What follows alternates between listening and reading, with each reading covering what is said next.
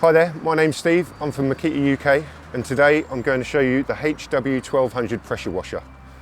The HW1200 pressure washer has an 1800 watt motor and it runs at 5.5 litres a minute. It has a max pressure of 120 bars and a working pressure of 100 bars and will do 420 litres an hour.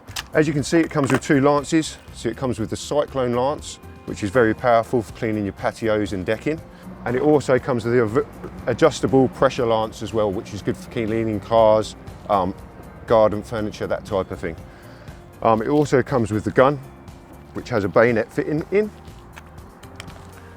which is the only part of the gun that is bayonet fitting. They have all been changed now to the brass fittings on the hoses and on the gun and on the connection to the machine itself. It has an inline filter which will automatically filter the water through as it goes into the machine.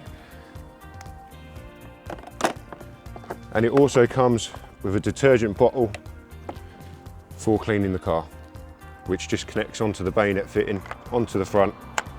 Also on the front of the machine, nice and easy to use, so it has an off and an on position.